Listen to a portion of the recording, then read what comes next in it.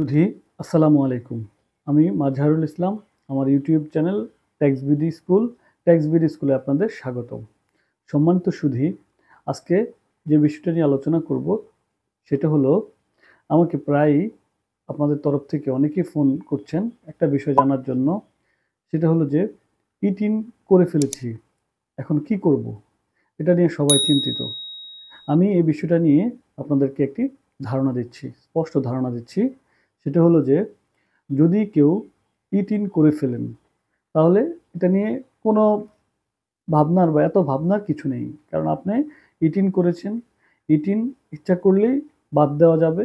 আর বাদ না দিয়ে আমি সবাইকে অনুরোধ করব, যদি কেউ ইট-ইন করে ফেলেন তাহলে তার করণীয় কী?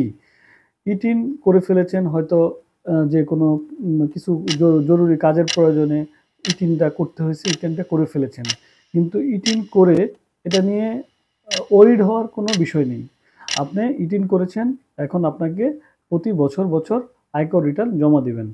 এই আয়কর রিটার্ন জমা দেওয়ার বিষয়ে অনেকে ভয়ভীতি, যে আমি কিভাবে আয়কর রিটার্ন জমা দিব, এটা নিয়ে কি হবে, ট্যাক্স অফিসে কিভাবে যাব। আসলে আপনাদের আপনাদেরকে খুব স্পষ্ট করে বলছি, আপনারা যারা ইট-ইন করেছেন, আয়কর রিটার্ন জমা দেওয়ার ক্ষেত্রে এখন অনেক সহজ।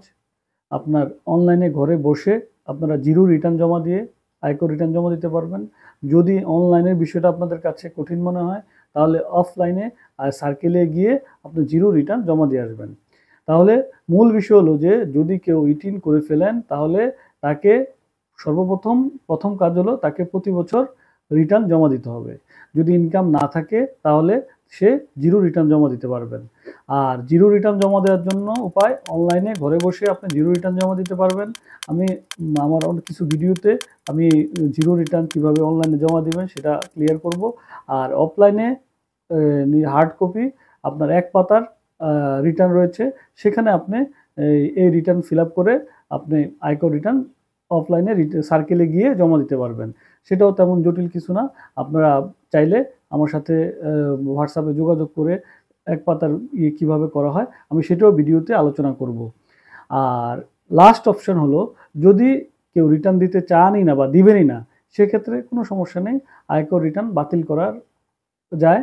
আপনারা সার্কেলে গিয়ে একটা আবেদন করে, আবেদনে কেন বাতিল করবেন সেই বাতিলের বিষয়টা স্পষ্ট করে আবেদন করে আপনি ইট-ইন বাতিল করতে পারবেন। তো শুধু আপনারা চিন্তার কোনো বিষয় নেই, ইট-ইন করে ফেলেছেন, সহজেই এই ইট-ইনকে কীভাবে কাজে লাগানো যায় বা এটার কার্যকারিতা কী আপনারা হয়তো অনেকেই জানেন।